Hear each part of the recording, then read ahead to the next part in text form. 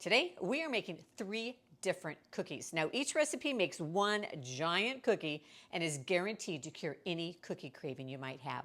You can make these cookies in minutes and you have the perfect amount of cookie for yourself and just enough to share if you want.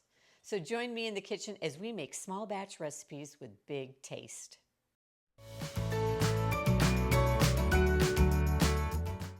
Now, last week when I was working on developing these recipes for these giant cookies, I asked on Instagram if you would prefer a recipe for one giant cookie with enough to share or a recipe for really an individual size smaller cookie. Hands down, you picked the giant cookie.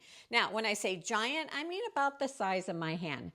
These cookies measure about 6 inches across. Now, you can always take it and divide it into 2 smaller cookies if you want.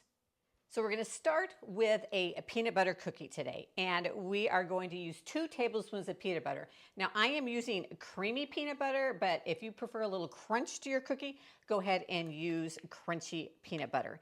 We're also going to add in then 2 tablespoons of brown sugar, 2 tablespoons of granulated sugar, 2 tablespoons of melted butter. We want to mix that all together till it's nice and incorporated and smooth. All right, our next ingredient is egg. Now, in these small batch cookies, you don't want to use an entire egg because if you do, you get an eggy tasting cookie. So what I've done is I've taken 1 large egg and I have beaten it up, and then I'm going to measure out 1 tablespoon of beaten egg, and that's all I'm going to add in to my cookie. So I've got some leftover egg, which you don't want to just throw away. So what I do is I take an ice cube tray. Now, I realize a lot of you may not use ice cube trays anymore, but go to Goodwill, get yourself an ice cube tray, and then I just take it and measure in 1 tablespoon of egg into each little compartment of the, what is this called? Ice cube tray. Pop it in the freezer, and then once they're frozen, I pop them out, put them into a Ziploc baggie, and I can just pull out 1 cube of egg anytime I'm craving a cookie and I need a tablespoon of egg. So after we have our egg incorporated into our batter, we're going to add in a 1/4 teaspoon of vanilla, and then we'll add in our dry ingredients. And so for our dry ingredients, we are using a 1/4 teaspoon of baking soda. Make sure you get it all out. And then we are using a 1/8 of a teaspoon of salt. Now, I'm using salted butter. If you prefer unsalted butter, that is fine. You just may need to add a little bit more salt into your batter. And remember, your peanut butter, depending on your peanut butter too, it's going to add some salt in. And then we are using 1/3 of a cup plus 1 tablespoon of all-purpose flour. We'll add that in, and we're going to stir it just until it is combined. We don't want to overmix these cookies, especially when you're working with such a small amount, because then you end up with a tough cookie, and we want a nice, tender, chewy, yummy cookie. So now we want to take our dough, and we're going to kind of just shape it into a ball. Now, if you feel like your dough is a little too sticky to handle, just add a tiny bit more flour in, not too much. And then we are going to take our baking sheet. Now, I am using what's called a 1/4 size baking sheet, and I will link to it down below. It is the perfect size for these single serve giant cookies. We're going to put our dough on there, and I'm going to take a fork that I've just gotten wet. I'm going to dip it into some sugar, and then I'm just going to press down gently onto the cookie. Now, I don't want to press down too much because we don't want to flatten out the cookie more than we want it to measure about 3 inches around, okay? Because it is going to spread as it bakes, and that's about the perfect size to start with. So about 3 inches. And we're going to put it into our oven, and we're going to bake it for about 13 minutes until it starts to turn golden brown around the edges. The cookie is done when it is golden brown around the edges, but still soft in the middle. It's a perfect peanut butter cookie. Our next cookie is a Snickerdoodle. Now, I have made dozens and dozens of Snickerdoodle cookies over the years because it was the favorite cookie of one of my boys. But today, we're going to make 1 giant Snickerdoodle cookie. All right, we're going to start our Snickerdoodle cookie with 2 tablespoons of butter, and we're going to use nice softened butter. Add in 2 tablespoons of granulated sugar, 1 tablespoon of brown sugar, and then we're going to cream that all together till it's nice and incorporated. After our sugar and our butter are combined, we are going to take 1 tablespoon of beaten egg. And remember, if you've frozen some egg from other cookies, go ahead and just thaw out 1 tablespoon of egg. And then we're going to add in a 1/4 teaspoon of vanilla extract. Sometimes I get wild and crazy and I add in almond extract. we are ready to add in our dry ingredients. Now, remember with these small batch cookies especially, you don't want to over mix your cookies, so just mix them until all the ingredients are incorporated. We're going to start with 1/3 of a cup and 1 tablespoon of all-purpose flour. We're going to add in 1/8 of a teaspoon of baking soda and 1/8 of a teaspoon of cream of tartar. About 1/16 of a teaspoon of salt. I just like a nice generous pinch, and we'll mix it all together. Now we're ready to add the cinnamon sugar mixture, which will coat the Snickerdoodle cookie. I've got my dough all mixed up here, and I'm just going to take it right here in this bowl and just form it into a ball.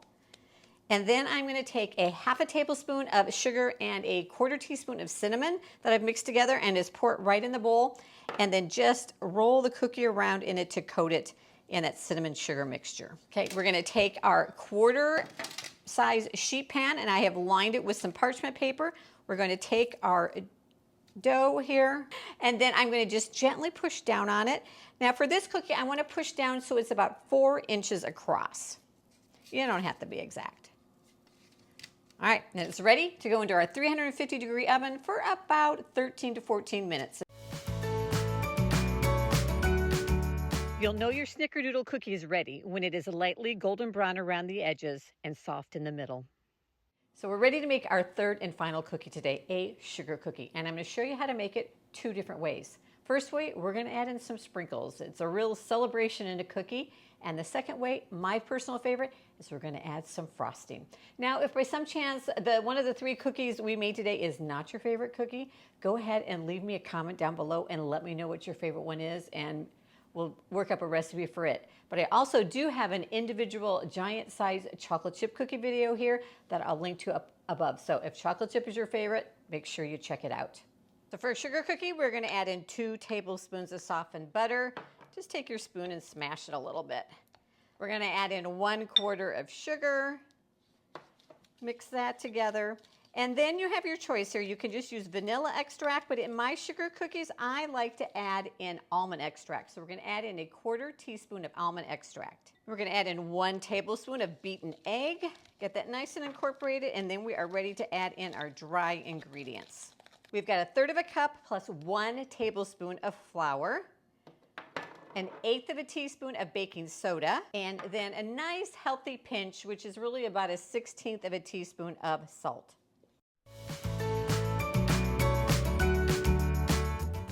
Okay, now at this point is where you can make your decision whether you are going to add in sprinkles or if you want to use frosting. And I've got 1 tablespoon of sprinkles here, and you would just add them in and stir to incorporate. But I'm going to frost my cookie. Right, we have formed our dough into a ball, and we're going to place it onto our 1/4 size shaped baking sheet onto a piece of parchment paper, and we're going to push it down till it's about 3 inches around. And then it's ready to go into our oven at 350 degrees for about 13 minutes or until it starts to turn golden brown around the edges. We're ready to mix up our buttercream because I love a frosting on a sugar cookie. We're going to add in 2 tablespoons of softened butter. Just go ahead and smash that a bit. It makes it easier to add in 1 cup of powdered sugar. And I love almond. You can use almond, you can use vanilla, but 1/4 teaspoon of extract. And mix that together as much as you can. And then we're going to add in some milk. You could also use 1/2 and 1/2 or whipping cream, kind of whatever you have around. And we're going to start with just 1 teaspoon of milk. And we may need to add in a little bit more. So we have our frosting mixed up. It's a good little amount of frosting, a healthy amount of frosting, but I love me frosting. That's kind of why I eat cookies and cake, is so I can have frosting.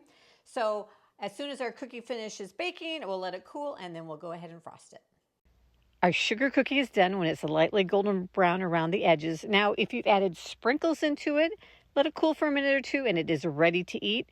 But if, like me, you like your sugar cookie with frosting, we're going to let it cool before we frost it.